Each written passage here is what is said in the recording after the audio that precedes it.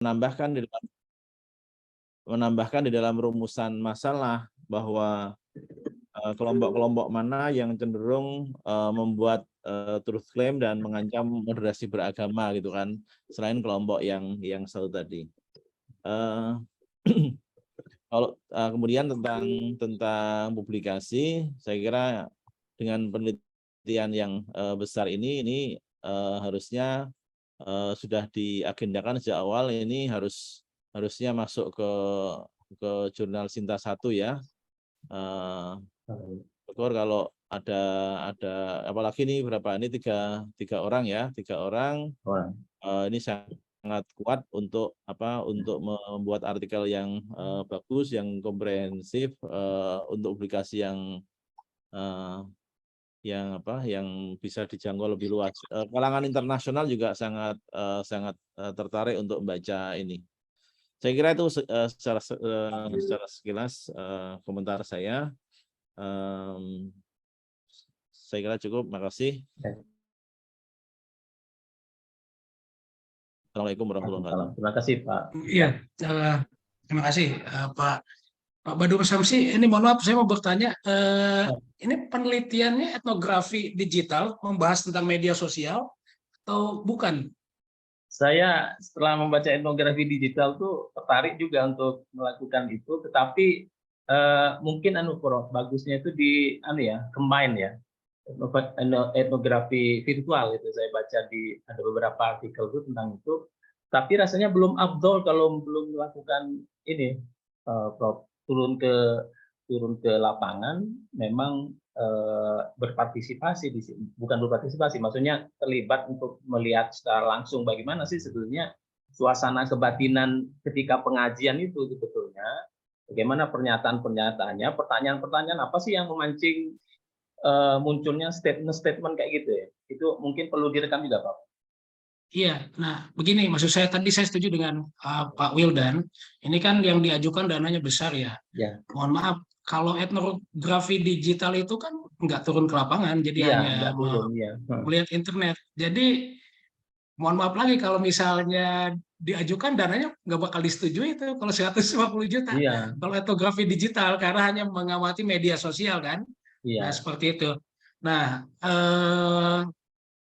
saran saya sih kalau misalnya yang seperti itu dan nggak tanggung-tanggung ya memang bukan etnografi digital lagi, tetapi kemudian ya memang etnografi biasa saja. Ya, siap. Nah, oleh karena itu saya setuju juga tadi dengan Pak Wildan bahwa pemetaan perlu, tetapi jangan sampai kemudian pemetaan itu hanya terbatas kepada yang 4 kelompok itu saja. Saya melihat juga, katakan di Banten lah, saya pernah melakukan penelitian seperti itu juga, bukan terkait dengan moderasi beragama, tetapi dengan kelompok-kelompok Puritan dan konservatif.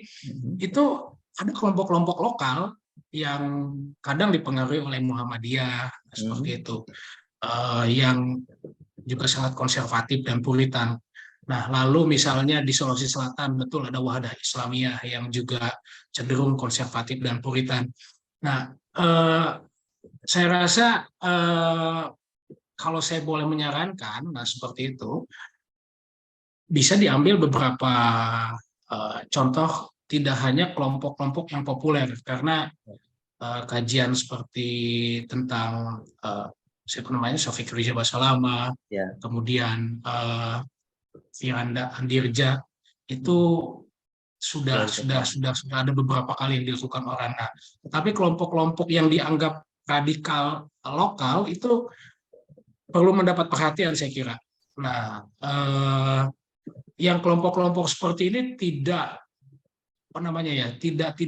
langsung berafiliasi dengan salafisme secara ketat, tetapi dalam beberapa hal mereka sebenarnya lebih salafi lokal.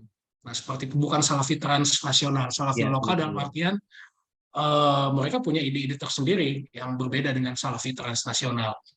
Nah, saya kira itu akan lebih menarik untuk diteliti dan juga nanti punya punya potensi yang menurut saya bisa menghasilkan kontribusi akademik yang baik. Nah, juga bukan di media sosial kalau saya kira. Ya. Karena kalau di media sosial orang LP2M juga akan berpikir hitung-hitungan. Ini Hanya pemantik, Prof. Meneliti internet doang nggak perlu 150 juta ini. Hanya pemantik, Prof. Nah, iya. Ya. Nah, itu hal-hal di awal. Siap. Nah, yang kedua, ya research gap-nya saya kira perlu dijelaskan. Misalnya apa perbedaan dengan penelitian tentang Felix Xiao yang dianggap juga radikal kan? Makanya kalau misalnya ada kelompok-kelompok radikal lokal, itu akan sangat menarik sekali sehingga nanti kontribusi akademiknya akan sangat tinggi. Oh, ternyata penelitian tentang kelompok radikal lokal yang ada di Jambi ini memiliki spektrum yang berbeda dengan keradikalan yang ada di Syafiq Pasalama atau Felix Xiao atau Firanda Andirja, karena ada unsur-unsur katakan salafisme lokal. Nah, seperti itu sehingga kemudian kita melihat kelompok-kelompok seperti JAD, JAT itu kan sangat lokal sekali. Mereka tidak benar-benar terpengaruh dengan ide Al-Qaeda misalnya, tidak terpengaruh oleh ide Taliban, tetapi punya pemikiran tersendiri lah tentang radikalisme lokal. Nah, saya kira itu bisa jadi bahan pertimbangan untuk diperdalam. Nah, sehingga nanti kontribusi akademik dan juga novelty-nya itu akan sangat terlihat. Nah, kemudian yang saran saya juga kita bisa melihat kajian-kajian dari Hei Wei Weng tentang bagaimana seorang Felix Xiao misalnya di satu sisi memiliki ide-ide radikal, tetapi di sisi lain juga sangat populer di kalangan generasi muda. Nah, hal-hal seperti ini saya kira akan lebih menarik dibandingkan hanya melihat mempertentangkan radikalisme itu dengan moderasi beragama. Nah, karena kita sebagai peneliti harus juga bersikap objektif bahwa moderasi beragama itu tidak hanya bisa diklaim oleh satu kelompok saja. Tetapi kemudian ada kelompok-kelompok lain juga yang punya pandangan tentang moderasi beragama yang saya kira perlu dipertimbangkan. Nah, sehingga tidak hanya satu tafsir tentang moderasi beragama itu hanya kepada moderasi beragama ala Kementerian Agama. Misalnya kalau ingin dikaitkan dengan moderasi beragama. Karena ada juga penelitian terbaru itu dari CRCS atau ICRS UGM itu tentang moderasi beragama yang menurut saya lebih kritis karena tidak top down tetapi bottom up dalam analisisnya, sehingga mereka lebih melihat itu sebagai suatu kondisi yang lumrah, yang natural yang terjadi di masyarakat. Nah, hal seperti ini nanti bisa dipertentangkan dengan konsep radikalisme atau kelompok radikal lokal yang tidak banyak terpengaruh oleh transnasional. Nah, makanya saya menyarankan etnografi saja. Nah, jadi itu juga untuk lebih mempertegas nantinya kontribusi yang bisa dihasilkan dari dari penelitian ini. Nah, jadi intinya ini punya potensi penelitiannya, tetapi mungkin perlu dibahas sedikit arahnya tidak lagi kepada media sosial, lalu juga tidak hanya melihat kelompok-kelompok radikal transnasional, tetapi radikal lokal, tanda petik. Sehingga kontribusi keunikan distingsinya itu akan lebih kuat. Saya kira seperti itu, mudah-mudahan bermanfaat. Terima kasih, Prof. Ya, terima kasih Pak Badrus Samsi dan reviewer. Selanjutnya yang juga moderasi ini, Pak Sagap, silakan, Pak.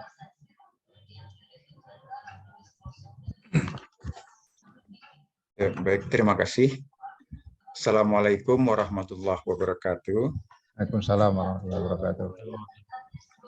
Alhamdulillah, salatu wassalamu ala rasulillah wa ala alihi wa ashabihi wa mawala amma ba'du.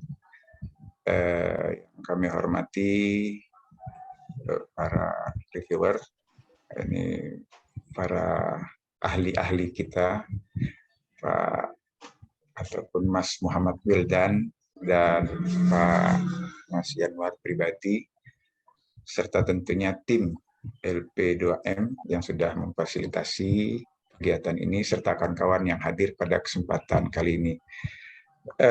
Terima kasih kesempatan kami untuk mempresentasikan ini dalam wacana yang terkait dengan moderasi beragama. Saya coba share screen, kalau sekiranya tidak berhasil nanti minta bantuan akhina Pak Ayub ya, Pak Abid ya, Akhi Abid ya. Siap. Saya coba dulu. Saya coba. Atau dari sini juga nggak apa-apa, Pak. Saya Ya, langsung aja ya, dari sana aja ya. Iya, Pak. Oke. Ya, Pak.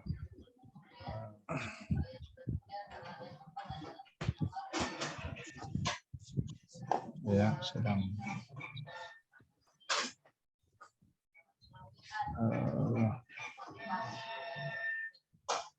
Belum muncul ya?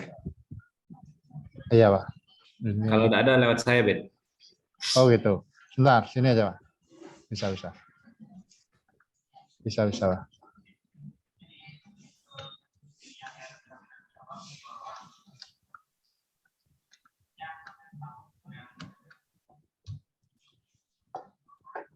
Sorry. Ya, lanjut Pak, nggak apa-apa. Nanti menyusul ininya, screen-nya. Ya, baik. Terima kasih. Sambil jalan, ya udah muncul ini. Judul penelitian ini adalah, rencana penelitian ini adalah implementasi kebijakan moderasi beragama di Perguruan Tinggi Islam Jambi. Kami akan meneliti dengan beberapa kawan. Saya ucapkan terima kasih pada kawan-kawan yang sudah bersedia untuk melakukan penelitian yang sangat penting ini. Ada Akhina ada Armelia dan juga Junaidi. Ada 4 orang, insya Allah kami akan melakukan penelitian ini. Penelitian ini dilatar belakangi oleh suatu gap yang mungkin kami bisa katakan begitu. Kebijakan agama ini adalah kebijakan yang misalnya adalah Kementerian Agama. Nah, saya tambah cukup menarik. Ini menjadi top down di lapangan luar pribadi tadi. Sungguhnya harus ada perbandingan dengan bottom up. Nah, ini masukan yang secara tidak langsung yang kami rasakan. Jadi Kementerian Agama sudah kita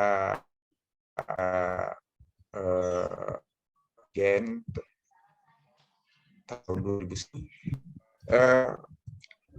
Ya, pada masa itu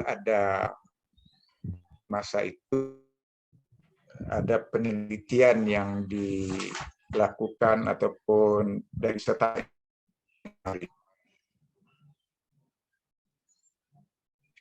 umum dan Islamnya masih sangat rentan problematika yang itu, termasuk di situ adalah UIN ya, dan UIN Jakarta. Nah, ini menjadi menarik penelitian ini untuk kami lakukan. Memang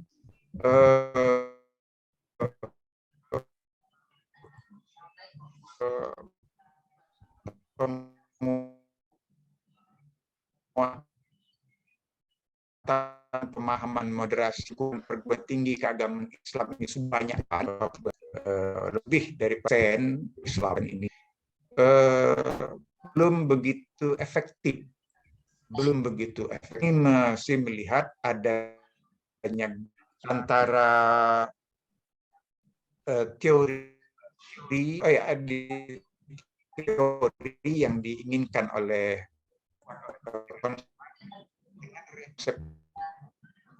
konsep perguruan tinggi Islam yang ada di Indonesia. Nah, termasuk juga di Jambi. Nah, oleh karena itu bisa dinaikkan lagi. Oke. Oleh karena itu kami melihat gap itu akan merumuskan permasalahannya. Yang pertama masalah pokok, ini ada yang kurang. Masalah pokoknya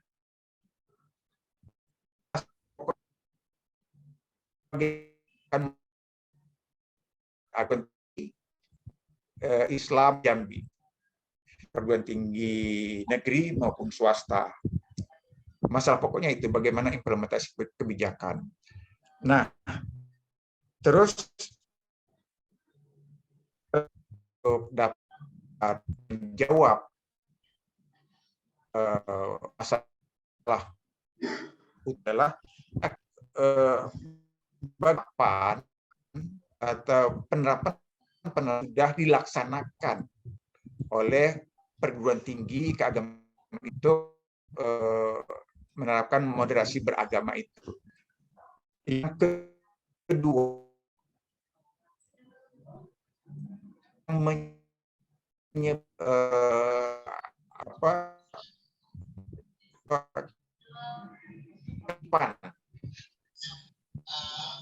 pengimplementasian moderasi beragama itu, apakah itu hambatan, apakah itu tantangannya. Nah, baru yang terakhir, peneliti ini akan melihat dari 1-2 pertanyaan tadi, mencoba untuk mencarikan solusi kebijakan moderasi beragama yang relevan di perguruan tinggi Islam Jambi itu bagaimana. Kita tidak menemukan bahwa ini bagian model yang tidak lepas juga dari model-model yang ada di seluruh Indonesia yang sudah dilakukan oleh perguruan tinggi yang sudah saya sebutkan tadi, beberapa perguruan tinggi besar yang dilakukan di Indonesia. Nah, ya itu tujuannya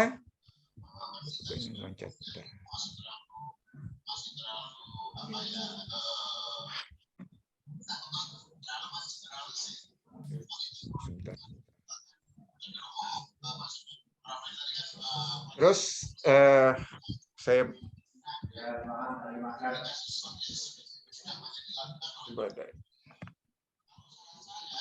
tujuan ya jelas akan mencari implementasi kebijakan.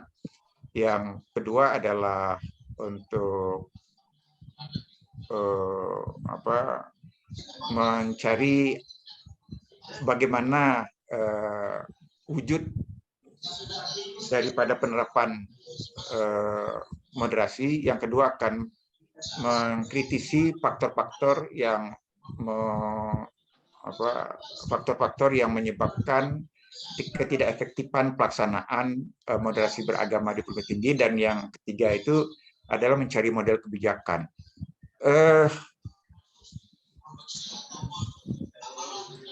Studi-studi yang terkait dengan ini antara lain yang sudah kami sebutkan, ini ada beberapa, tetapi yang membedakan dari semua penelitian itu adalah kami akan melihat setidaknya terletak pada 4 hal, yaitu yang pertama tentang kebijakan moderasi beragama itu sendiri di Kota Jambi, sebagaimana yang disebutkan oleh Kementerian Agama dan tadi disebutkan oleh juga Pak Wildan, terkait dengan lokal. Oleh karena itu Jambi tentunya mempunyai ciri khas sendiri untuk dalam menerapkan moderasi beragama di perguruan tinggi keagamaan ini. Oleh karena itu kami sangat merespon sekali hal itu. Kebijakan moderasi beragama, paham keagamaan moderasi beragama di perguruan tinggi keagamaan Islam Jambi, dan yang ketiga tentu praktik-praktik moderasi beragama itu serta isu-isu keagamaan yang berkembang di Jambi. Terkait dengan untuk menyelesaikan permasalahan ini, maka kami mencoba untuk melakukannya. Metode kami gunakan adalah metode kualitatif dengan pendekatan berbagai macam kasus ya. Diharapkan seperti ya terungkap dalam objek penelitian, kasusnya itu setidaknya nanti pada institusi, pada kelembagaan ada 6 lembaga, yaitu UIN Jambi sendiri, YN Muhammad Azim di Jambi, dan yang lain di bawah kawasan Kopertais ada 16 perguruan tinggi keagamaan Islam swasta di Jambi, yang akan kami ambil itu 4. Nah, pengumpulan datanya terhadap aktivitas akademik perguruan tinggi, publikasi dosen, tentu hal ini yang terkait dengan dharma perguruan tinggi yang akan mewawancarai para pengambil kebijakan di lingkup pendidikan tinggi tersebut. Analisis, mendeskripsikan, nanti menentukan klasifikasi, dan interaksi, hasil interaksi, dan menemukan makna dari hasil interaksi itu. Nah, saya kira mungkin itu sekilas presentasi kami yang akan kami tuangkan nanti dalam rencana penelitian pendahuluan. Yang kedua yang terkait dengan bagaimana penerapan implementasi. Yang ketiga, apa faktor-faktor yang faktor-faktor secara kritis akan kami lakukan pengimplementasian moderasi beragama di perguruan tinggi itu, serta yang terakhir nanti bagaimana model kebijakan moderasi beragama di perguruan tinggi Islam Jambi. Demikian lebih dan kurang. Terima kasih. Wassalamualaikum warahmatullahi wabarakatuh. Waalaikumsalam warahmatullahi wabarakatuh. Silakan, Pak. Ya, terima kasih Mas Abid untuk yang usul sebelumnya. Yang ke depan nanti presentasinya diperpendek supaya waktunya lebih cepat. Oh iya, Pak. Oke, saya komentar singkat tentang proposal ini. Pertama adalah perlu dielaborasi lagi tentang urgensi penelitian ini, Pak.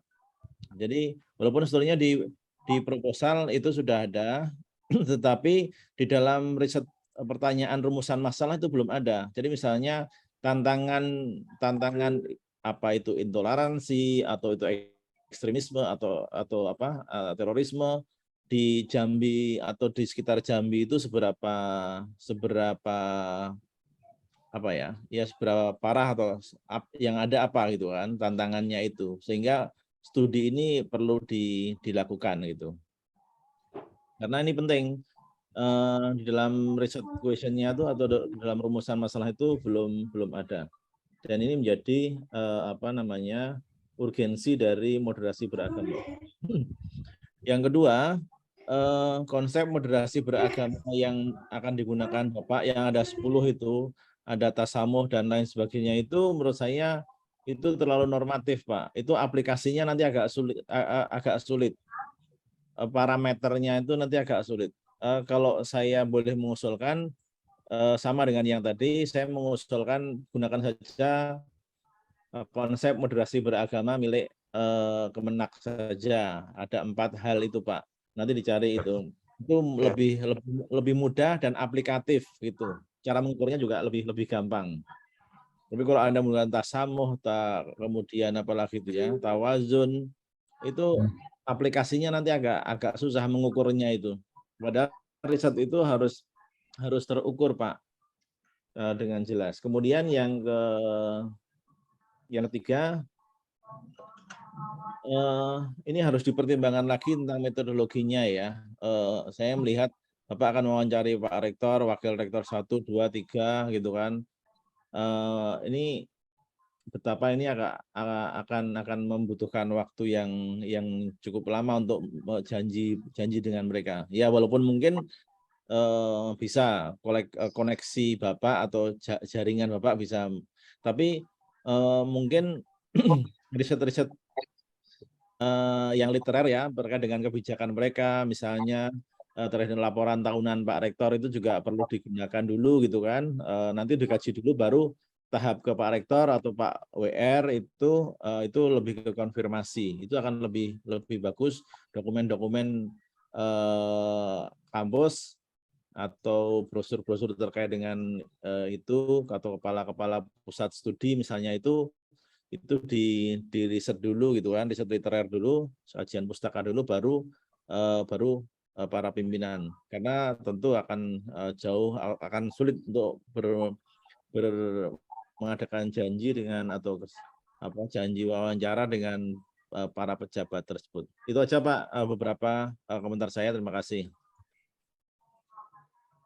Ya, Pak Sagap, komentar pertama dari saya, latar belakang di sini cukup baik, di mana ada signifikansi penelitian yang ditegaskan dan juga adanya potensi masalah yang layak untuk diteliti.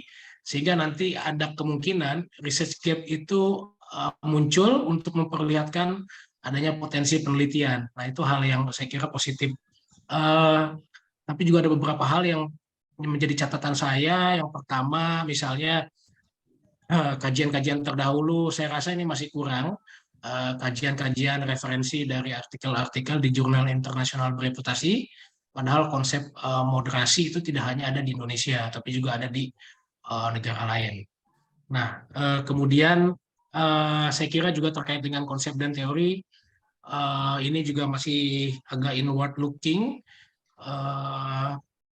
tidak merujuk ke karya-karya yang lebih luas dan dalam tentang kesarjanaan internasional.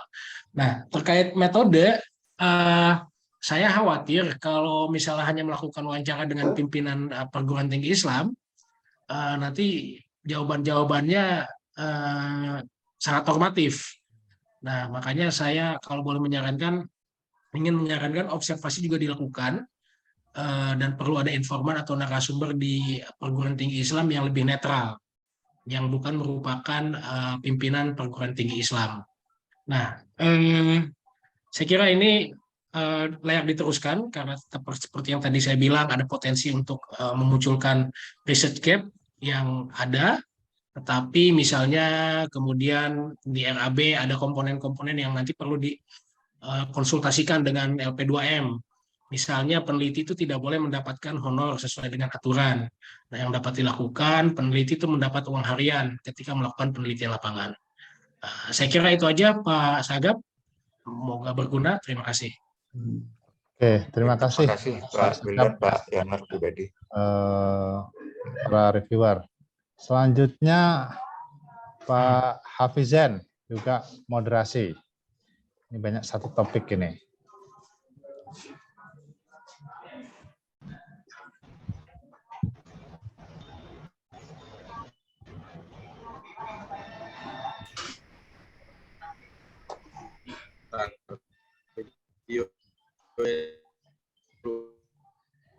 Muncul. Oke. Ya.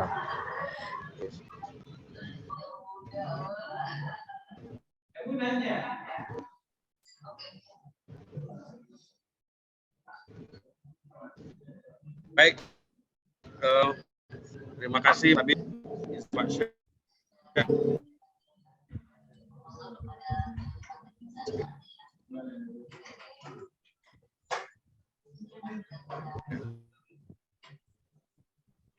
Halo, Pak Bejan.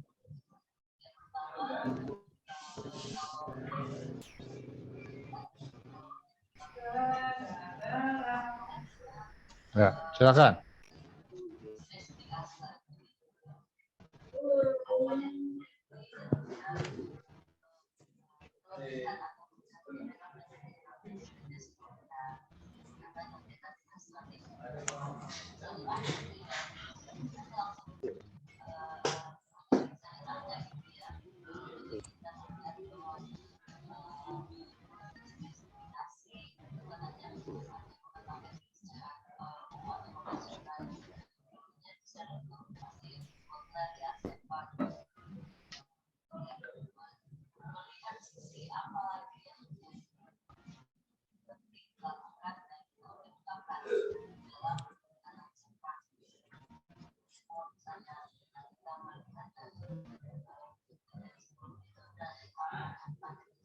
Ya, silakan Pak Abizan, langsung aja.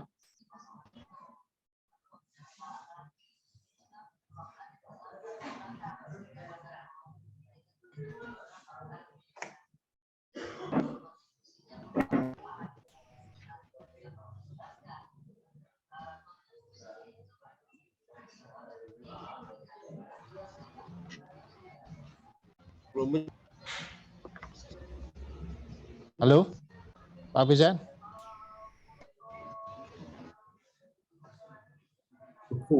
Beku.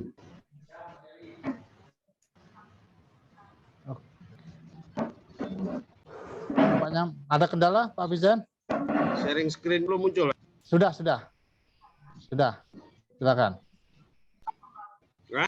Sudah muncul.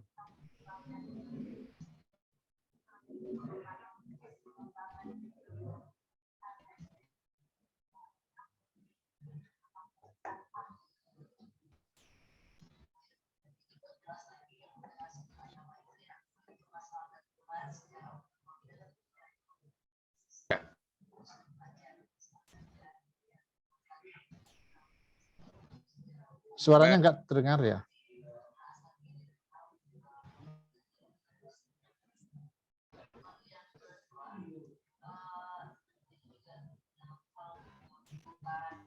Oke.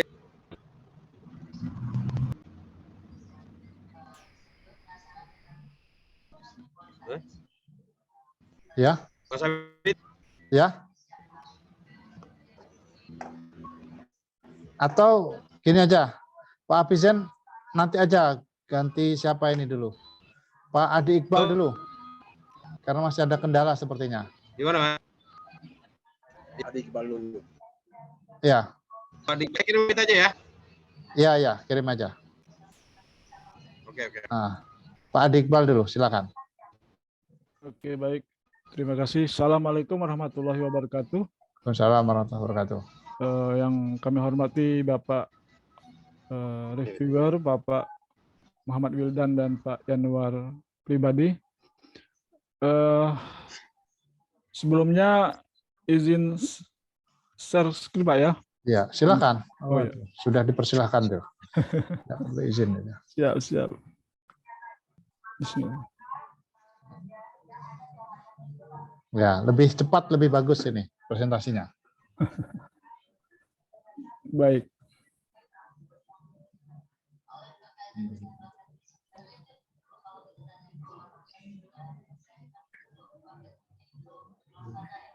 Ya, sebenarnya penelitian ini berawal dari apa ya, Pak? Ini penelitian dasar, Pak, dari saya melihat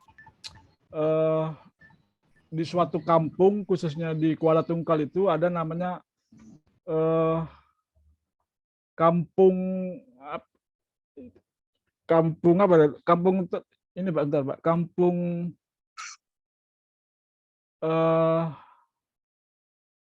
Kampung kerukunan umat beragama gitu, Pak. Jadi saya melihat bupati khususnya yang ada di Kabupaten Kuala Tungkal ini mencanangkan kampung Nibung ini menjadikan kampung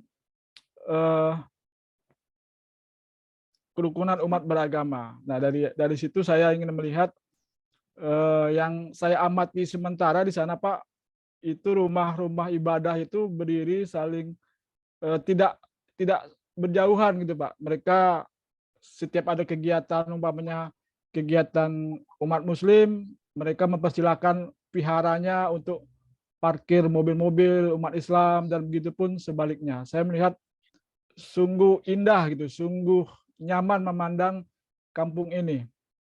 Kemudian yang saya fokuskan dalam penelitian ini adalah tentang ekspresi atau perilaku masyarakat Kelurahan Ibung tersebut, Pak. Mengapa mereka menjunjung tinggi sikap toleran kepada umat yang berbeda. Itu latar belakangnya, Pak. Kemudian rumusan masalahnya ada 3. Saya sebenarnya bertanya, sebenarnya yang mempengaruhi sikap toleransi itu agama atau adat. Jadi saya ingin mencari lebih dalam apakah orang bertoleransi itu karena agama, apa karena memang dari adat istiadat mereka sudah toleran seperti itu, Pak. Kemudian yang kedua, bagaimana mereka mempraktekkan toleransi beragama itu. Kemudian yang ketiga, saya melihat peran lembaga keagamaan dalam menjaga toleransi beragama di Kelurahan Ibung. Kemudian metode penelitiannya saya menggunakan kualitatif dengan pendekatan sosiologi agama. Kemudian manfaat teoretiknya ini akan memberikan konsep, ide, dan pola baru dalam khasanah interaksi masyarakat beragama di Provinsi Jambi khususnya dan pada umumnya, Kuala Tungkal dan khususnya umumnya di Provinsi Jambi. Kemudian manfaat praktisnya bermanfaat sebagai bahan kajian akademis untuk mengembangkan cetak biru masyarakat berbasis agama di Kuala Tungkal, mengembangkan ide-ide baru bagi pelatih, konsultan masyarakat, pengawas masyarakat, dan melaksanakan penguatan multikulturalisme di masyarakat. Kemudian kerangka pemikirannya saya berangkat dari teori Johim Wah itu, Pak. Dari Wah itu beranggapan bahwasanya ekspresi orang itu diawali oleh pengalaman beragamanya. Jadi kalau ekspresinya itu radikal, kemungkinan dia pengalaman keagamannya atau belajar agamanya mungkin dari radikal juga, seperti itu, Pak. Kemudian kajian terdahulu saya juga melihat dari disertasi saya sendiri gitu, Pak. Jadi dari penelitian ini di Kota Jambi, saya tahun 2022 saya meneliti di Kenali Besar, bahwasanya yang tesis yang saya temukan bahwa memang adat membuat mereka itu menjadi sangat toleran seperti itu, Pak. Kemudian banyak dari Ahsin Ridho juga tentang disertasinya di penelitian di Arjamangun Cirebon tentang agama mayoritas mengayomi agama minoritas. Kemudian luarannya, Pak, ya jurnal dan buku. Mungkin itu saja, Pak. Saya pikir sangat singkat sekali, Pak, karena ini berangkat dari penelitian dasar, Pak. Terima kasih, Pak. Mohon masukannya. Assalamualaikum warahmatullahi wabarakatuh.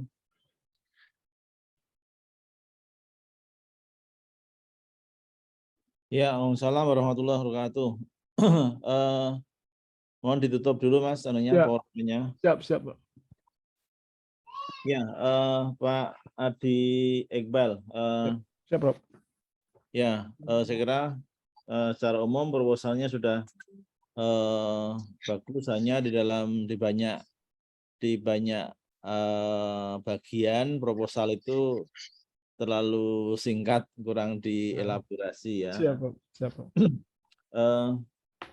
Misalnya menurut saya rumusan masalah itu sudah cukup bagus mencakup dari permasalahan dalam pendahuluan, tapi mungkin bagusnya rumusan masalah yang nomor 2 itu harusnya itu menjadi rumusan masalah nomor 1 itu. Ya, Itu sebagai mapping sebagai setting sosialnya, setting di mana praktek toleransi dan moderasi beragamanya gitu. Kemudian yang nomor 1 itu harusnya mungkin bukan apakah adat yang mempengaruhi gitu kan. Mungkin bisa ditambahkan sejauh mana adat mempengaruhi sikap toleransi dan moderasi beragama begitu, sehingga ini bisa lebih luas pembahasannya. Siap, Prof. Kemudian tentang metodologi ya, metodologi riset ini kayaknya ini memang perlu dielaborasi karena di sini tidak dijelaskan nih Iya, Prof. Siap, Prof. yang akan diwawancarai masyarakat segmen mana yang akan diobservasi misalnya. Ini saya kira ini bagian dari riset, mungkin riset etnografis ya, Iya, sehingga Prof. mungkin harus dijelaskan. Karena begini Mas, penting bagi kita untuk menjelaskan lebih rinci di dalam proposal itu sehingga desain riset itu bisa di-planning dengan baik. Misalnya yang akan diriset misalnya ini tokoh adat, tokoh agama, misalnya beberapa tokoh kunci lah di dalam masyarakat masyarakat di kelurahan itu misalnya. Ini saya kira penting untuk dielaborasi sehingga nanti risetnya bisa lebih bagus. Secara umum itu komentar saya. Waktu saya kembalikan kepada Mas Yanwar, silakan Mas. Siap, terima kasih Prof. Masukannya. Ya, baik. Saya kira di latar belakang itu cukup baik dan menarik. Saya melihat itu. Namun ResearchGate itu masih belum dapat dijelaskan dengan baik. Nah, ini penting karena nanti ujung-ujungnya kan ResearchGate yang bisa dimunculkan itu akan menghasilkan novelty dan juga kontribusi akademik yang baik. Nah, namun di rumusan masalah saya melihat ada pertanyaan yang cenderung tertutup dan tendensius, yaitu mengarahkan. Misalnya hanya melihat adanya 2 buah peluang terbentuknya toleransi, apakah agama atau adat.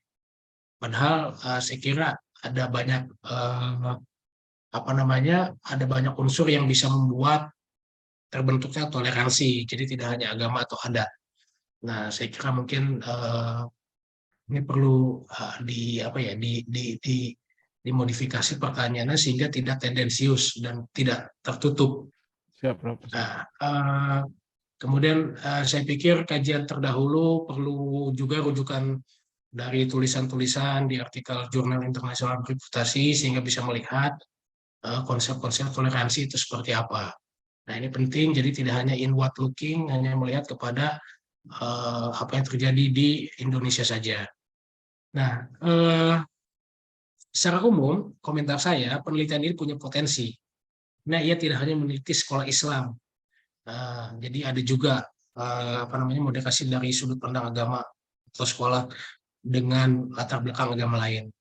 Nah, tetapi signifikansi dan fokusnya masih kurang kuat karena di latar belakang itu peneliti belum menjelaskan research gap yang spesifik sehingga penelitian seperti ini layak untuk diteliti dan penting.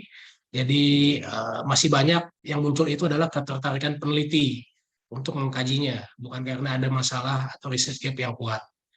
Nah, seperti itu. Lalu saya pikir terakhir di bagian RAB, itu fotokopi dan pencetakan laporan itu kurang tepat dan juga mubazir. Sebaiknya digunakan anggaran itu untuk dana penelitian di lapangan saja, bukan untuk fotokopi dan pencetakan laporan yang kurang tepat. Komentar saya singkat saja, jadi bisa punya potensi ini penelitiannya. Terima kasih Prof. Atas masukannya Prof. Terima kasih Prof. Oke, terima kasih. Kembali ke Pak Hafizen. Ayo, silakan, Mas. Ini kali ini saya share screen-nya dari sini saja.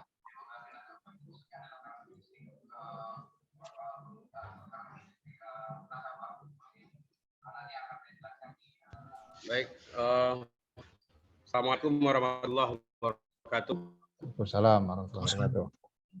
Yang saya hormati Pak River, Bapak Muhammad Wildan dan Bapak Yanwar pribadi, Bapak Ibu sekalian.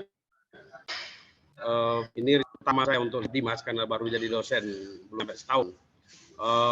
Langsung saja judul penelitian kami yaitu strategi komunikasi dalam penguatan nilai literasi agama di sekolah.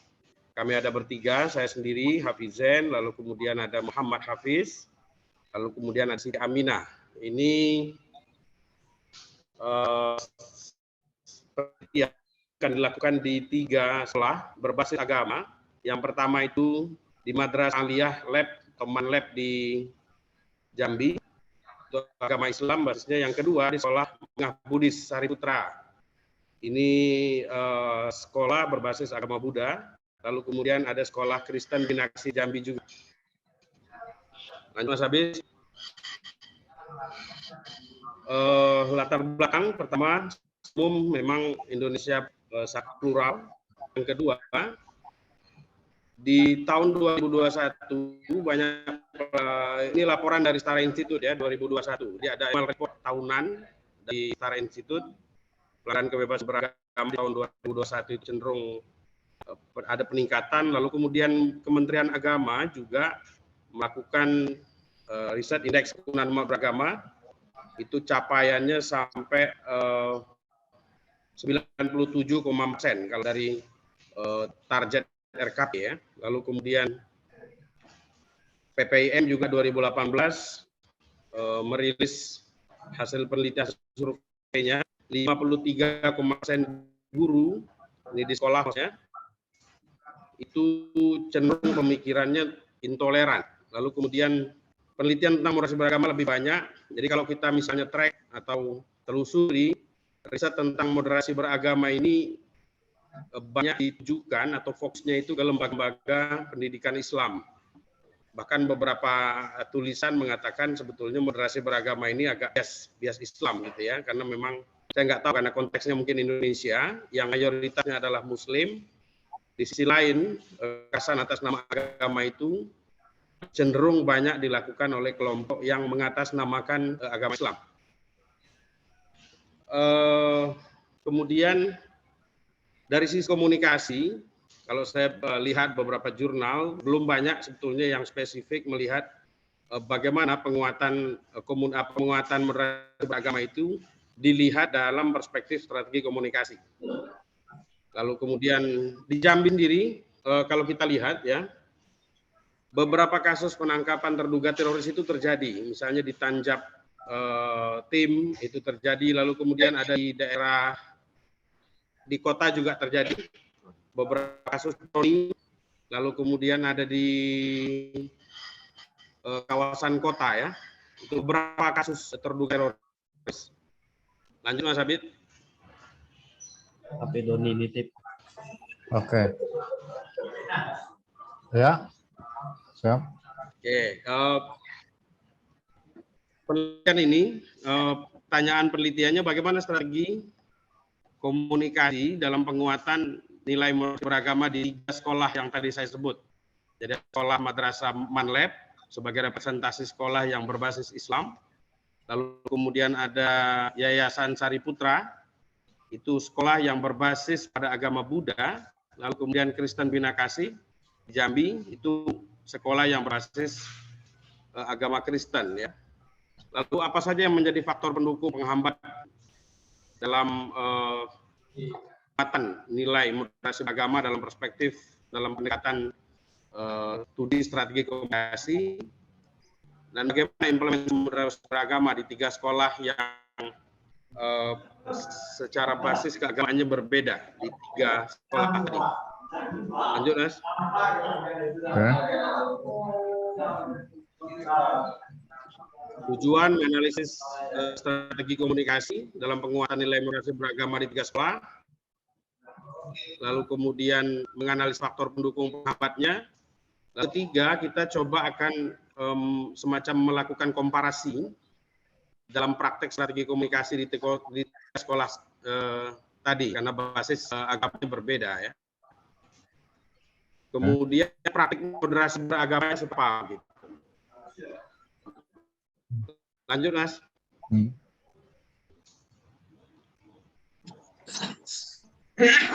Lanjut. Lalu kemudian konsep dan teori, kita menggunakan konsep moderasi beragama yang dikeluarkan Kemenak. Ini sesuai dengan yang insight dari reviewer. Jadi ada 4 konsep atau indikator yang tadi disebutkan, komitmen kebangsaan, akomodatif terhadap budaya lokal dan seterusnya, ada 4 tadi. Lalu kemudian teori AIDA. Teori AIDA ini, lanjut ke bawah Mas.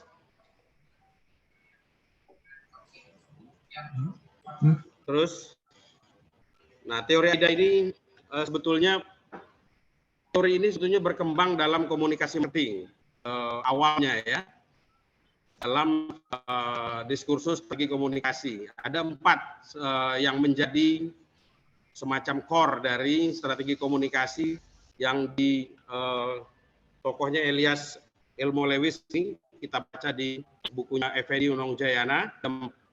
Itu singkatan sebetulnya: attention, lalu interest, desire, action. Jadi implementasi dalam metode penelitian nanti, jadi kita akan lihat bagaimana sebetulnya 3 sekolah itu melakukan komunikasi atau strategi komunikasi di 4 indikator ini. Bagaimana mereka menumbuhkan attention, lalu kemudian melahirkan interest, desire, dan praktik nilai moderasi beragama itu di masing-masing sekolah ya, dengan teori ini. Lalu kemudian ketiga yang kita pakai, lanjut Mas Abid, komunikasi 2 tahap. Komunikasi 2 tahap ini asumsinya kalau dalam teori komunikasi 2 tahap itu bahwa pesan itu dari sumber pertama itu ke opinion leader dia. Jadi kalau kita baca teori two-step flow of communication ini, tahap pertama itu dari sumber awal, dalam konteks ini adalah Kemenak, karena penggagas kebijakan tentang moderasi beragama ini dari Kementerian Agama. Lalu turun ke opinion leader di konteks sekolah, itu kepala sekolah dan stakeholder di dalamnya, baru kemudian ke halayak sekolah di 3 sekolah itu. Nah, tentu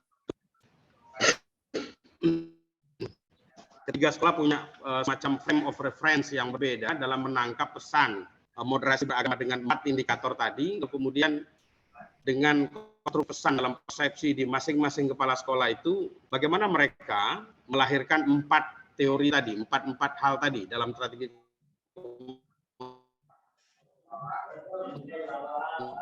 komunikasi. Mulai dari attention, desire, dan action, praktik moderasi beragama. Ke atas nih Mas, 1 ya. Oke, ini kerangka pikir ya. Kerangka pikir Mas. Ya, ini kira-kira yang kalau kita gambarkan dalam bentuk bagan, jadi moderasi beragama sebagai message dalam teori komunikasi itu dengan 4 indikator tadi, sumber utamanya atau komunikator pertama itu Kementerian Agama. Lalu kemudian komunikat sekaligus dia komunikan itu kepala sekolah dan stakeholder sekolah yang menangkap pesan dari sumber utama, yaitu Kementerian Agama. Baru kemudian ke warga sekolah, aktivitas akademika sekolah. Dalam hal ini ya tentu siswa ya.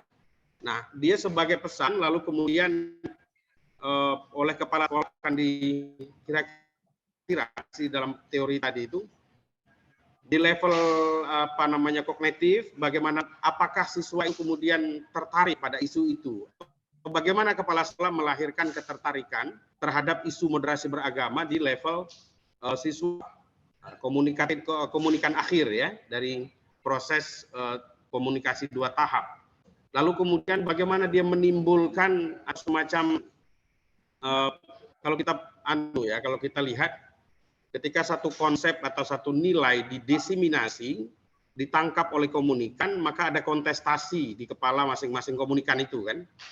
Ada negosiasi, ada kontestasi, apakah nilai itu relevan apa yang menjadi frame of reference masing-masing komunikan, apakah cocok atau tidak. Kalau cocok, bagaimana kemudian kepala sekolah mendorong action sebagai implementasi nilai moderasi beragama di level sekolah. Lanjut Mas Abid.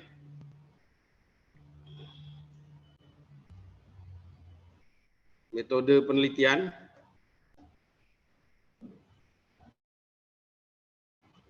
Ya, kita penelitian deskriptif kualitatif ya. Kita akan melihat atau menggambarkan nanti deskripsikan strategi komunikasi yang diimplementasikan di 3 institusi pendidikan dengan basis agama yang berbeda tadi. Jadi Buddha, lalu kemudian Islam dan Kristen.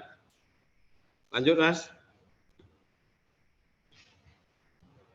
Lanjut.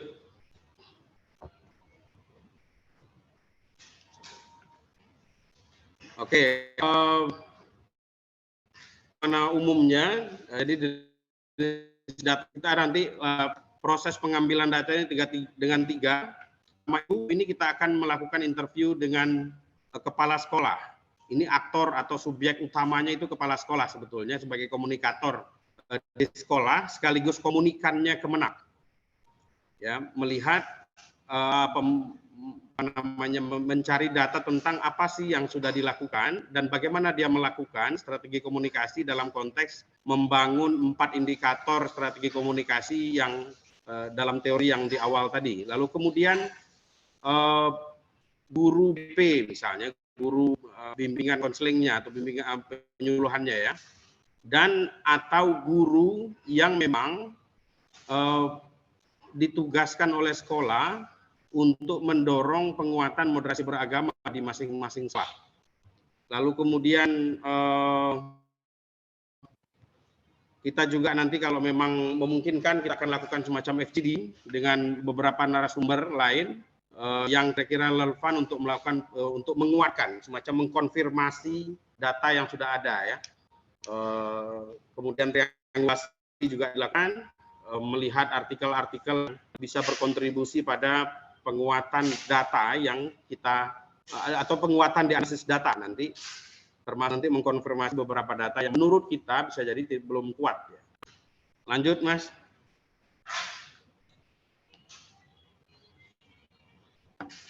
Lanjut.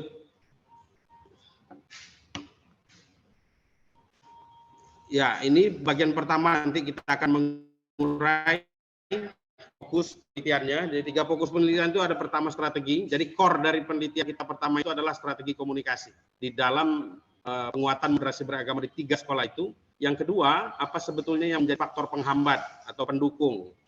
Dalam dugaan kita misalnya dalam konteks moderasi beragama itu bisa jadi misalnya karena frame of reference keagamaan masing-masing kepala sekolah ini berbeda, kontradiksi dari nilai moderasi beragama dengan referensi keagamaan yang ada di kepala sekolah bisa jadi menjadi hambatan, misalnya begitulah. Hambatan teknis, lalu kemudian hambatan misalnya dari wali murid dan lain-lain. Tapi ini dugaan awal ya, yang nanti juga akan kita diskusikan. Lalu bagian kedua nanti penyajian datanya itu, dan terakhir kesimpulan ya. Kesimpulan tentu dengan frame kerangka atau teori yang sudah kita sampaikan, yaitu moderasi beragama dengan 4 indikatornya, lalu kemudian teori AIDA tadi, ya, lalu kemudian komunikasi 2 tahap. Komunikasi 2 tahap ini sebetulnya untuk melihat bagaimana persepsi kepala sekolah, sekaligus bagaimana dia menguatkan moderasi beragama di level sekolah, karena dia sebagai komunikator plus sebagai komunikan di satu sisi ya. Lalu nanti untuk jurnal, nanti kita akan coba di jurnal ilmu komunikasi di Atmajaya, Jogja, Sinta 2. Saya pikir itu Mas Bit. Oke. Assalamualaikum warahmatullahi wabarakatuh.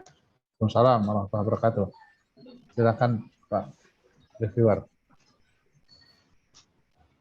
Ya, terima kasih Mas Abid, Pak Hafizen dan teman-temannya. Secara umum riset ini saya kira bagus. Hanya komentar saya beberapa hal. Yang pertama tadi tentang potensi-potensi intoleransi dan ekstremisme kalau ada di Jambi itu mungkin perlu dielaborasi. Ini penting untuk treatment apa yang akan dilakukan untuk komunikasi moderasi beragama di sekolah masing-masing itu kan penting untuk melihat tantangan yang ada apa. Ibarat orang nembak itu ini objeknya itu seberapa besar gitu. Jangan sampai nembak burung kecil pakai peluru yang besar hanya kan gitu. Ini yang harus tepat. Kemudian yang kedua, saya nggak tahu banyak tentang teori komunikasi ya, tapi kalau ini ditambahi atau misalnya digabung dengan riset saya bagus juga, khususnya untuk siswa. Siswa misalnya, siswa juga akan menjadi objek riset enggak, Mas? Akan diwawancara juga siswa. Kalau riset itu siswa itu per sekolah dikasih kuesioner yang sama. Saya kira siswa itu akan lebih cepat dikasih link Google Form begitu. Nah, itu akan ngisinya lebih cepat sehingga Anda menghemat banyak waktu untuk untuk wawancara atau FGD gitu. Nah, nanti wawancara FGD itu ke para policy makers-nya gitu. Saya kira itu penting ya, riset tambahan atau kombinasi riset kuantitatif untuk melihat efektivitas strategi komunikasi moderasi beragama di masing-masing sekolah. Anda bisa membuat misalnya 20 pertanyaan yang mungkin setiap siswa bisa menyelesaikan hanya dari 5 sampai 10 menit dengan HP mereka, itu akan mungkin lebih cepat mendapatkan data, bagian mungkin bisa dikonfirmasi kepada tim. Saya kira itu saja, Mas Hafizen. Terima kasih. Semoga. Ya. Oke, saya lanjut. Ya, saya lihat ini punya potensi juga, tapi yang saya kira penting untuk dijelaskan terkait dengan strategi komunikasi. Latar belakang saya belum melihat penjelasan tentang maksud dari strategi komunikasi dalam penelitian ini. Jadi tidak dijelaskan secara singkat di latar belakang masalah. Mungkin itu nanti bisa dilakukan ketika ia sudah jadi ya. Artinya bukan terlalu masalah yang signifikan. Mungkin yang agak signifikan adalah di latar belakang peneliti seringkali menyebutkan asumsi bukan data, misalnya penguatan moderasi beragama di tingkat sekolah sangat diperlukan. Nah, seharusnya ini berdasarkan data, bukan hanya berdasarkan asumsi saja. Artinya apakah memang ada potensi-potensi yang spesifik untuk membuat sekolah itu menjadi tempat yang anti moderasi beragama misalnya. Nah, itu kan bisa dilihat dirujuk dari data yang sudah ada yang dilakukan penelitian sebelumnya, baik penelitian akademik maupun penelitian kebijakan yang dilakukan oleh lembaga seperti katakan misal BNPT dan lain semacamnya. Nah, saya kira itu kemudian juga kajian terdahulu daftar pustaka saya rasa perlu dipertegas dengan rujukan-rujukan dari artikel jurnal internasional bereputasi sehingga kemudian kita bisa melihat apa yang terjadi dalam konteks yang lebih luas. Nah, saya nggak tahu nih, tapi nanti LP2M juga akan melihatnya. Di bagian RAB itu anggaran tidak sesuai dengan klaster yang dituju. Anggaran yang diajukan 100 juta, padahal ini penelitian pembinaan. Nah, saya kira, tapi itu nanti urusan LP2M lah. Nah, jadi intinya yang perlu diperjelas adalah maksud dari strategi komunikasi di dalam penelitian ini yang belum dijelaskan secara singkat di latar belakang masalah. Tapi itu nanti bisa dilakukan ketika ia sudah jadi hasil penelitian dan apabila juga nanti diterbitkan dalam jurnal ya, seperti itu. Jadi itu saja, ada potensi untuk penelitian ini lanjut. Saya kira seperti itu. Mudah-mudahan bermanfaat. Oke, terima kasih. Lanjut. Sebentar. Ibu Mariatul Kiptiah. Silakan. Terima kasih. Izin share screen. Ya, silakan.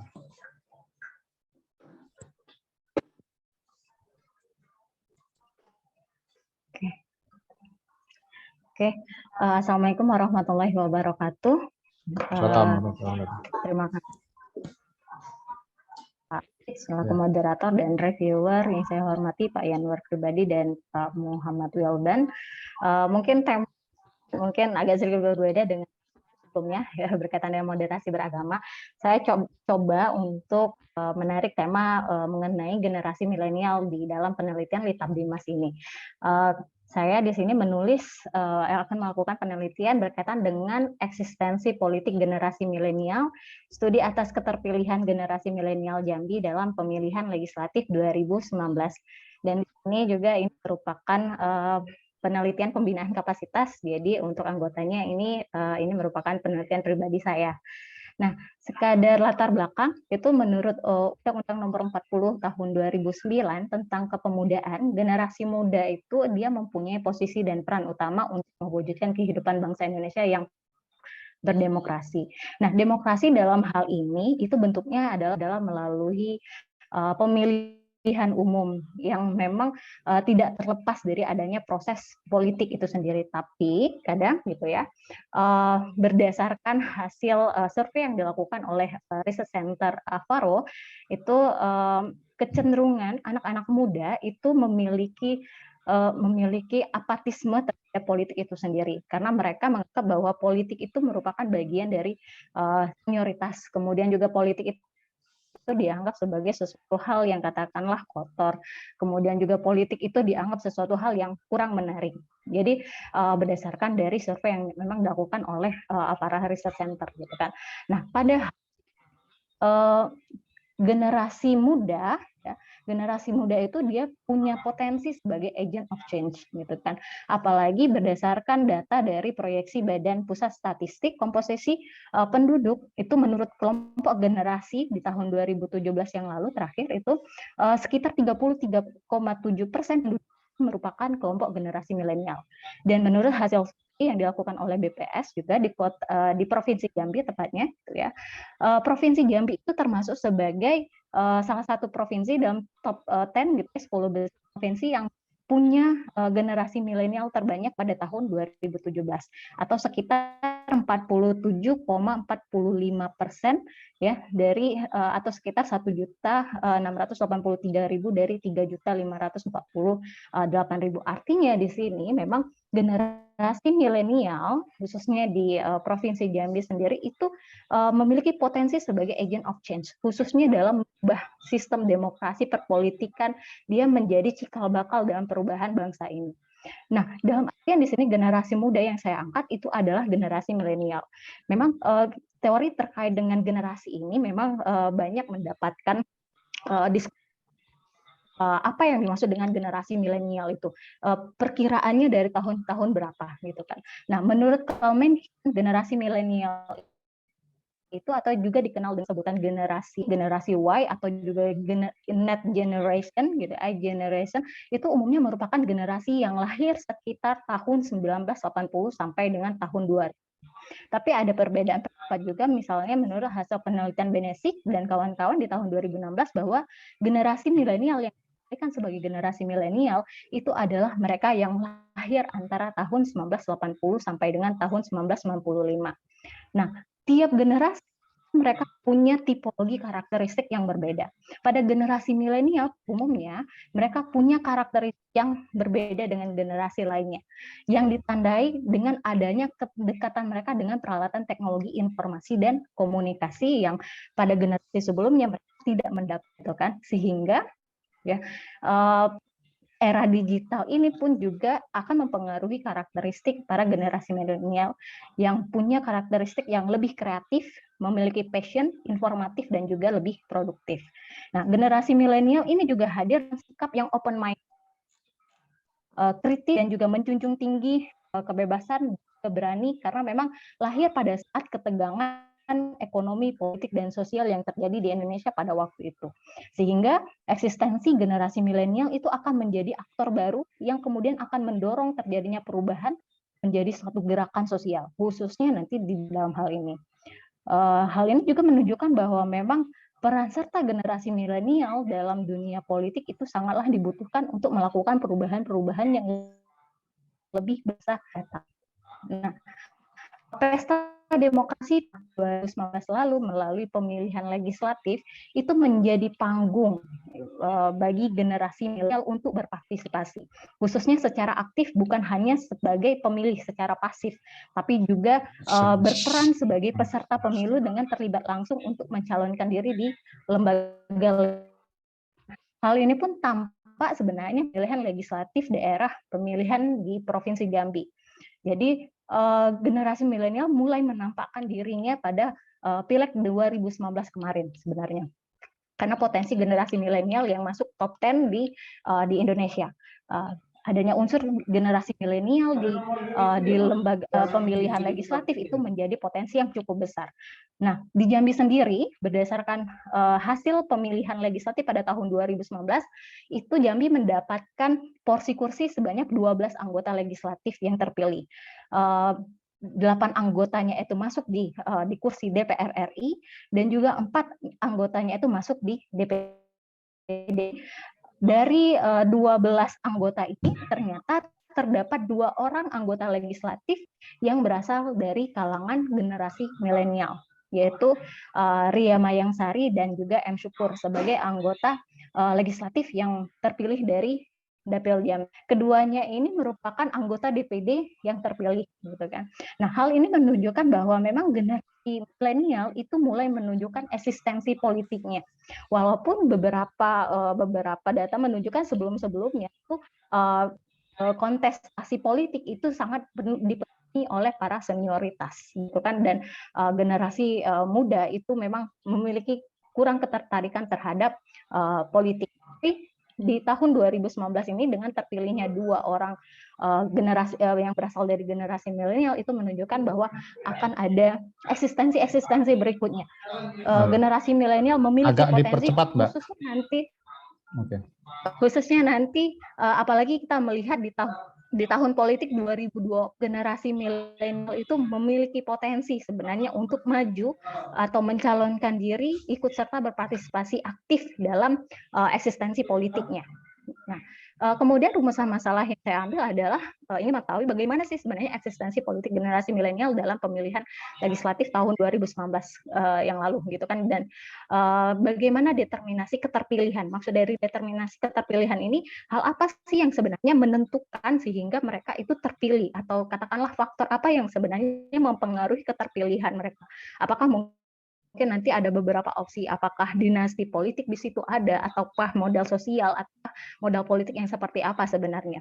Makanya di rumusan masalah kedua itu adalah bagaimana determinasi keterpilihan generasi milenial Jambi dalam pemilihan. Kemudian juga mungkin tujuan mengikuti saja beberapa kajian-kajian terdahulu itu saya rangkum ini menjadi 3, ada I Gusti Made Arya, kemudian Kristiani dan Ima Dewi Mas. Itu pada umumnya mereka lebih meneliti mengenai partisipasi pasif dari generasi milenial, gitu kan. Sedangkan partisipasi aktif dalam hal generasi milenial itu bukan hanya sekedar serta, tapi juga mereka juga harusnya terlibat. Itu masih sangat jarang ditemui penelitian-penelitian terdahulu yang terkait. Nah, untuk landasan teori yang saya gunakan, jadi batasan generasi milenial yang saya gunakan itu adalah di tahun 1980 sampai dengan di tahun 1990 sebagai kategori generasi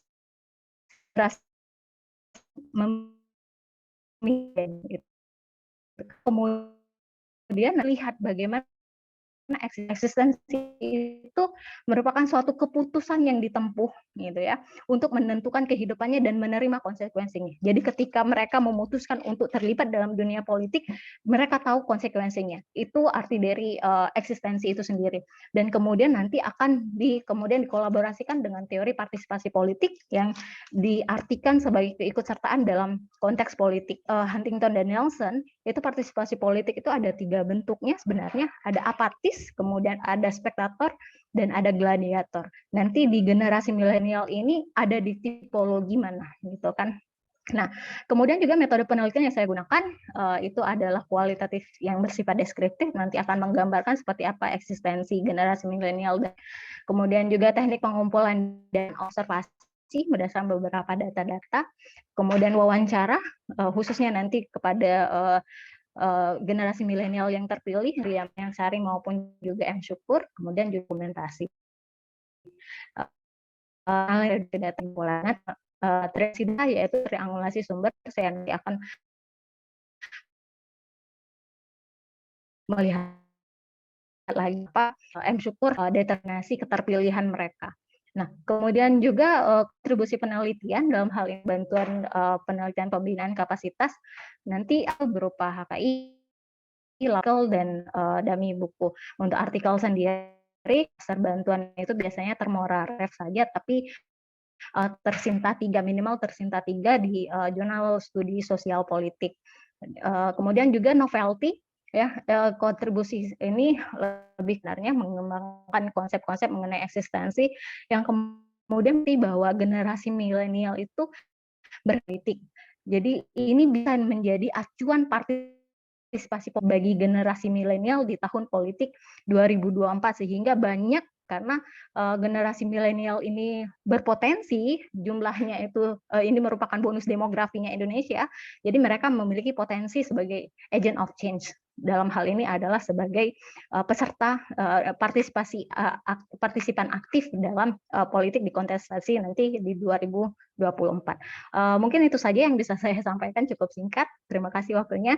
Mohon kritik dan sarannya. Terima kasih. Wassalamualaikum warahmatullahi wabarakatuh. Terima kasih Mbak Mariatul. Silakan Bapak Reviewer. Ya, terima kasih Mbak Mariatul Kiptia. Saya kira ini politik menarik ya, tentang generasi muda. Mbak Mariatul juga masih muda, juga jadi pas. Hanya ada 2 poin pendek saja. Pertama, belum ada perspektif agamanya, Mbak. Ya, karena ini kita di UIN, jadinya harusnya ada aspek itu. Entah muncul di mana, misalnya di dalam rumusan lah disebutkan sejauh mana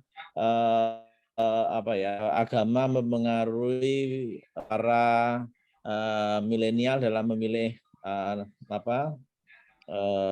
anggota misalnya, itu juga bisa. Mungkin nanti dirumuskan di dalam pembahasan bahwa ini harus masuk sebagai karakteristik pembeda karena kita di UIN.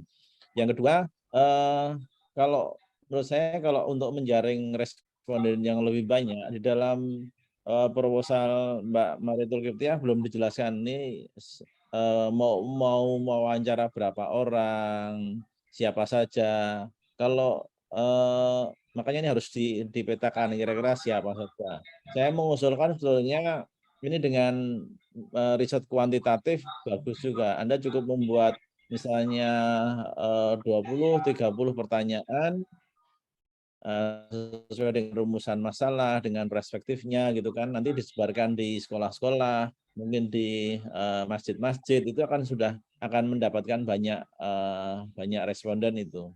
Itu baru nanti dari situ baru diperdalam dengan wawancara atau FGD. Itu akan mendapatkan data riset yang kuat, gabungan antara kualitatif dan kuantitatif. Itu Mbak Maria, semoga bermanfaat. Terima kasih. Terima kasih, Pak.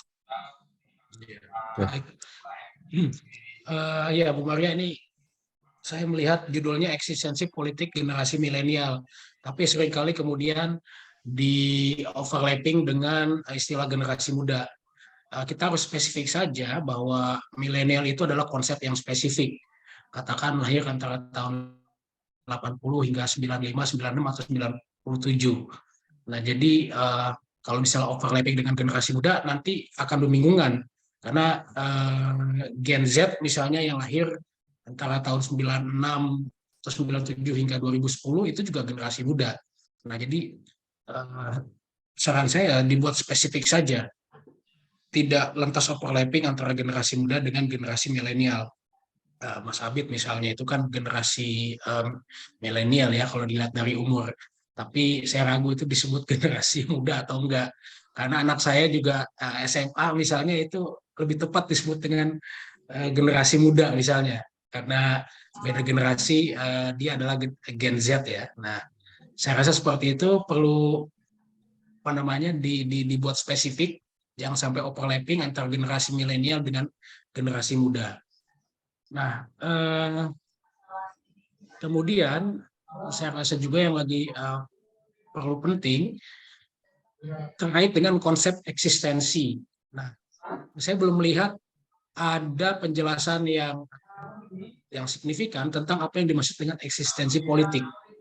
Hanya sebatas keberadaankah atau ada konsep yang khusus? Nah, itu perlu jadi pertanyaan. Karena kita sering berusaha untuk membuat istilah yang terdengar eye catchy ya, tapi belum tentu memiliki signifikansi yang tepat. Nah, mungkin nanti bisa dipertimbangkan untuk ya pilihannya ada dua, mengubah eksistensi politik dengan konsep yang lain atau menjelaskan apa yang dimaksud dengan eksistensi politik. Nah, kemudian yang menurut saya agak sedikit bermasalah ketika saudara menyebutkan bahwa hanya 2 orang anggota legislatif dari Jambi yang masuk kategori milenial. Nah, lalu apa relevansinya kalau hanya 2 orang yang terpilih, lalu saudara ingin menjelaskan tentang eksistensi politik generasi milenial. Nah, saran saya kalau misalnya ingin mengkaji tentang sepak terjang generasi milenial dalam politik, itu tidak hanya merujuk kepada 2 orang anggota legislatif yang sudah terpilih saja, tetapi diperluas menjadi eksistensi katakan caleg-caleg. Di pemilu 2019 misalnya di level Indonesia itu ada 21% caleg itu berusia ya masuk generasi milenial lah. Nah, ini kan lebih besar dibandingkan dengan 2 orang yang ada di Jambi. Artinya coba berusaha untuk melihat dalam konteks yang lebih luas, misalnya caleg. Jadi tidak hanya yang sudah menjadi anggota yang terpilih saja. Nah, sehingga nanti ada signifikansi yang penting mengapa penelitian ini perlu diteliti. Karena memang tingkat caleg yang berpartisipasi dari usia milenial cukup tinggi, 21%. Walaupun yang terpilih katakan tidak terlalu banyak, kurang dari 21%. Nah, itu bisa dijelaskan kenapa seperti itu caleg yang ikut dari usia milenial lebih relatif banyak untuk level Indonesia sampai 21%, tetapi yang terpilih kurang dari 21%. Apa masalahnya? Nah, seperti itu. Lalu ini juga nanti bisa jadi masukan buat LP2M atau bisa dikomunikasikan misalnya di bagian RAB ada ISBN yang pengurusan sampai 1 juta, lalu pengurusan haki yang besar padahal biaya haki sebenarnya hanya 400.000. Nah, saya kira itu saja terkait dengan konsep milenial yang perlu dipertanyakan. Terima kasih. Oke. Pak Arpan, silakan. Ini. Terima kasih.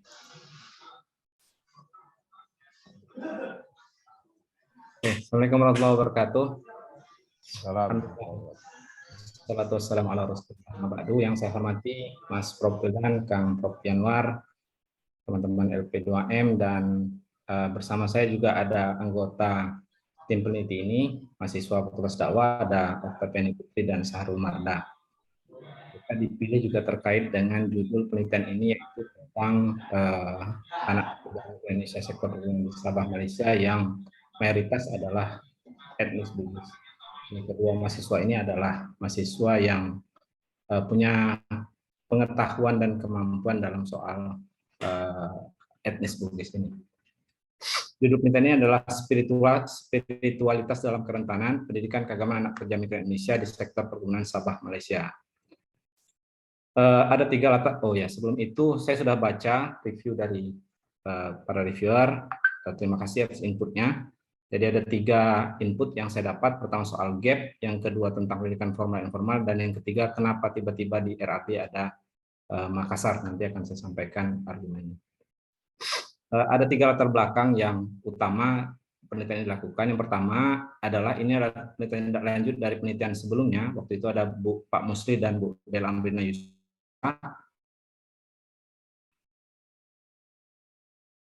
melakukan pendidikan anak pekerja migran di Teliti, bagaimana anak-anak keturunan Kerinci generasi kedua dan ketiga itu mendapat pendidikan di Selangor.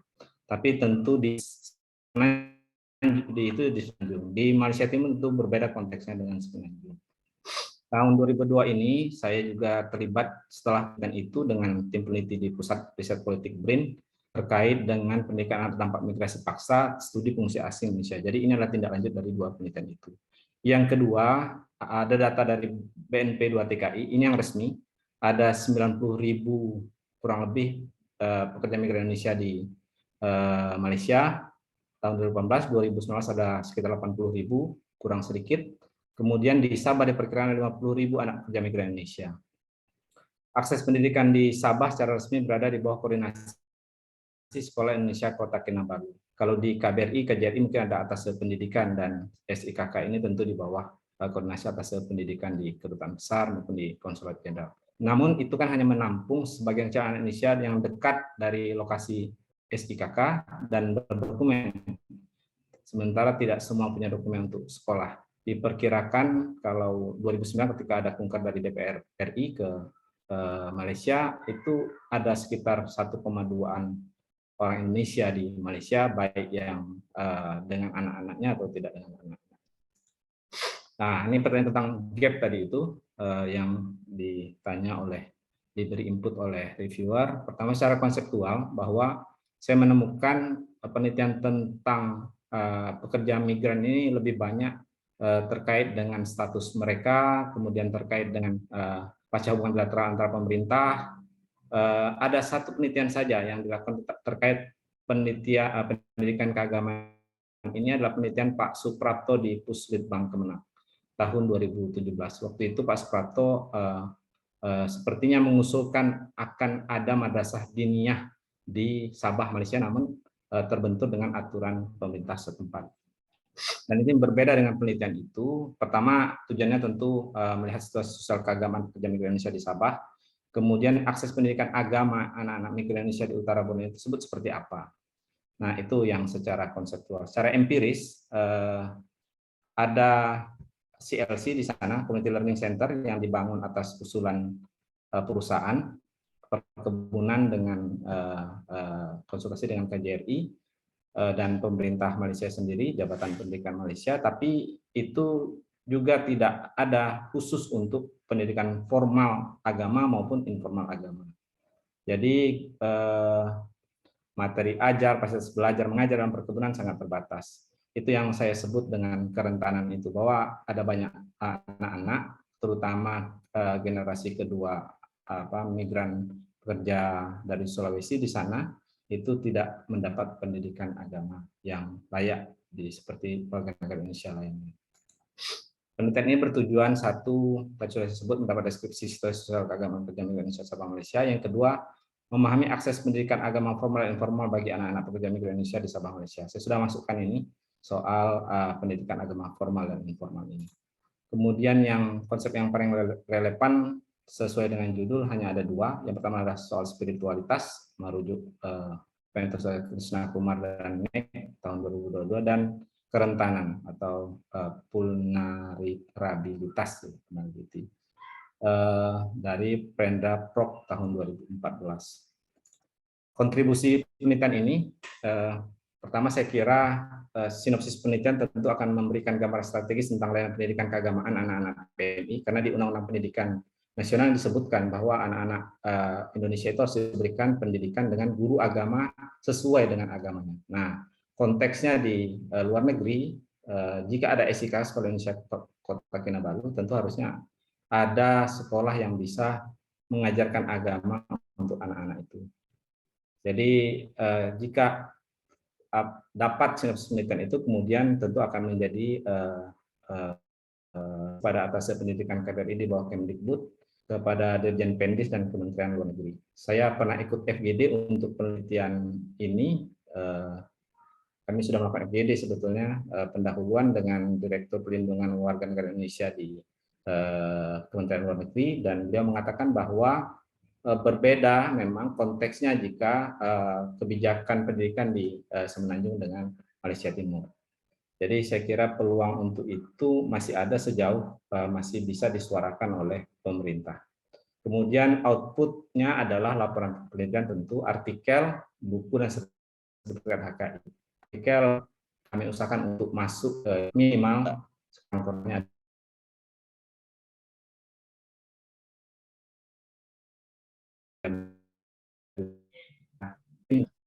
riset dan sudah ada juga obrolan dengan kawan di Universitas Malaysia Sabah terkait dengan FGD di UMS.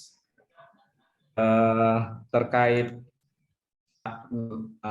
metode penelitian, melakukan observasi di CLC, Computer Learning Center di Sabah dan SKK, kemudian FGD dengan pakar dari UMS, FGD dengan anak-anak PMI di Makassar dan Jakarta. Kenapa ada tiba-tiba di RAB ada Makassar dan Jakarta tidak disebutkan?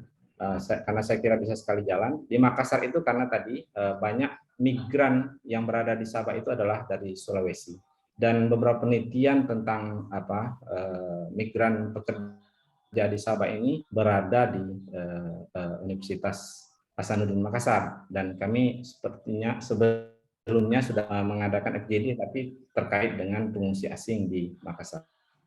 Bisa dilanjutkan pekerja migran Indonesia di Sabah tapi di Makassar.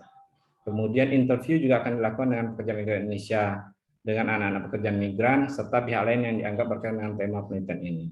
Ada 2 yayasan yang sudah kami deteksi terkait langsung, yaitu Yayasan Humana dan Yayasan Sabah Bridge. Mereka yang menerima beasiswa adik afirmasi pendidikan tinggi dari Kemendikbud itu biasanya difasilitasi oleh Yayasan Sabah Bridge untuk mendapat sekolah SMA berasrama di Jabodetabek,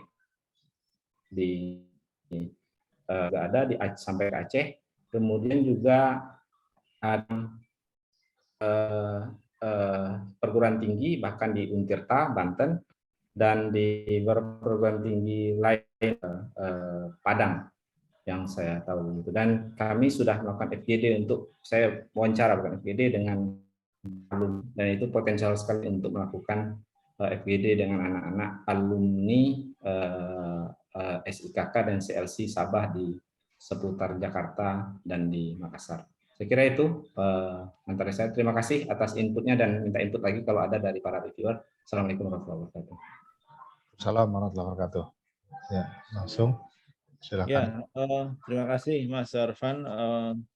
Saya kira penelitiannya bagus, proposalnya juga cukup komprehensif. Mungkin perlu dimunculkan di dalam rumusan masalah dan mungkin dalam pembahasan nanti tentang setting sosial ya anak-anak migran. Kemudian itu perlu dipetakan usianya misalnya gitu kan, sehingga itu akan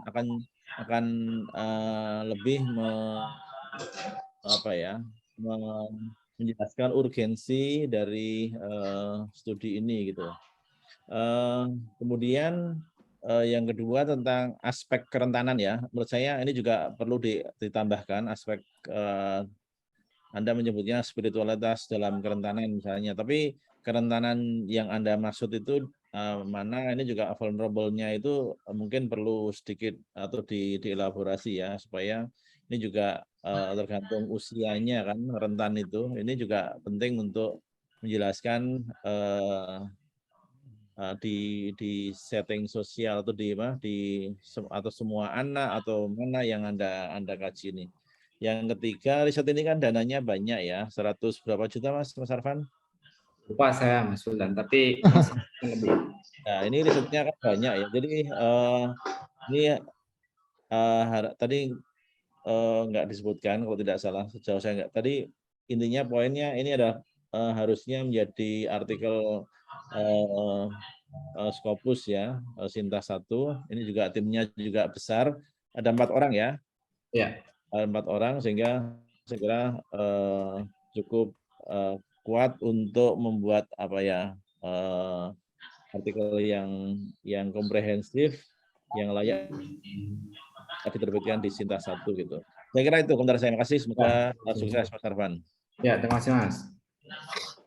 Ya, oke. Terima kasih Kak Evan ya. Tadi sudah direspon beberapa pertanyaan dari reviewer. Beberapa masuk akal ya terkait kerentanan, terkait Makassar itu sudah udah bisa dijelaskan tiba-tiba walaupun asalnya belum terjelaskan. Nah, namun yang masih agak saya melihatnya agak kurang dalam itu terkait dengan istilah pendidikan keagamaan. Pendidikan keagamaan itu kan religious education sangat luas sekali. Nah, saya sih berharap ada spesifikasi yang lebih khusus untuk menjelaskan tentang pendidikan keagamaan itu. Pendidikan keagamaan seperti apa yang dimaksud? Apakah pendidikan keagamaan itu hanya sifatnya pengajian, kemudian belajar teks-teks agama saja, atau pendidikan keagamaan dalam konteks yang lebih luas? Misalnya pendidikan keagamaan yang dipadu dengan pendidikan kebangsaan, keindonesiaan, dan lain sebagainya. Nah, saya kira itu nanti jadi penting jika bisa dibuat spesifik, karena kontribusi akademiknya akan lebih kuat. Itu saja, saya rasa karena penelitian ini memang memiliki potensi. Seperti itu. Terima kasih. Oke, terima kasih Pak Arfan, Pak Wildan, dan Pak Yanwar Pribadi.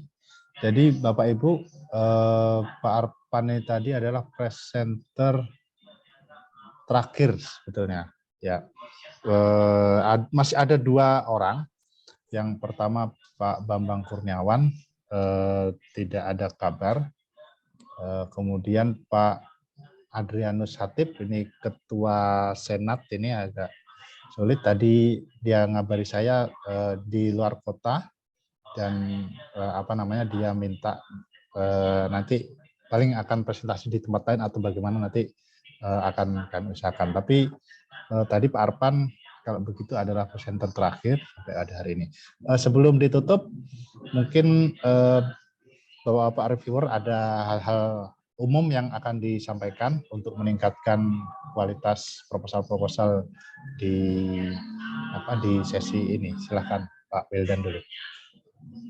Ya, terima kasih Mas Sabit. Secara umum proposal sudah bagus ya. Hanya ada saya lihat beberapa proposal itu yang tidak standar begitu. Misalnya kan memang sebetulnya di dalam di dalam webnya Silitaf Dimas itu sudah ada ya aturan, misalnya pendahuluan itu berapa kata, kemudian rumusan masalah berapa kata gitu.